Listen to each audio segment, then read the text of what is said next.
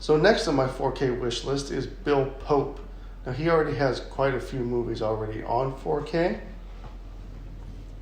The Matrix and that whole trilogy he did. The Spider-Man trilogy by Sam Raimi, The Jungle Book, Baby Driver. The most recent ones would be Clueless came out. Scott Pilgrim vs. the World is out. But the one that I want to talk about came out in the late 90s.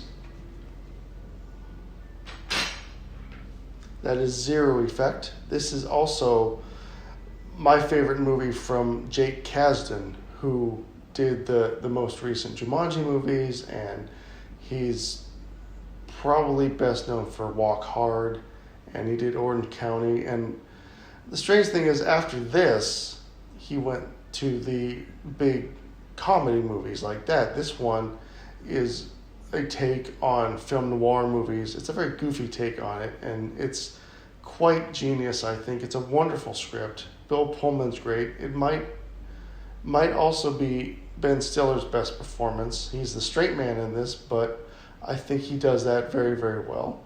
But the reason this DVD needs to have an upgrade is not for the exact same reasons as The Ghost in the Darkness, because it actually it will fill up your entire screen if you watch it on a widescreen TV.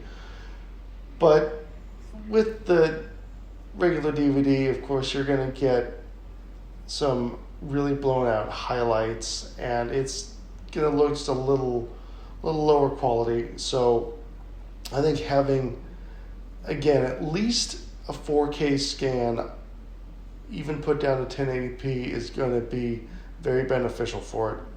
But getting a 4K of it would be wonderful. And this one is one that really needs, I think, to be introduced to new people. I think more people need to see it. And the wonderful thing about Bill Pope as a cinematographer, you'll notice this when you watch those other movies I mentioned, is he is one of the most dynamic cinematographers with the camera. His camera movements are really, really nice. All of his dolly shots, his high angles, his low angles, he's really, really talented with the camera.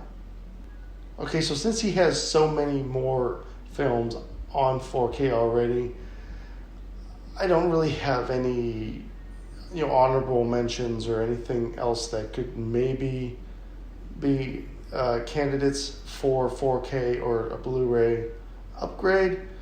So there's this one.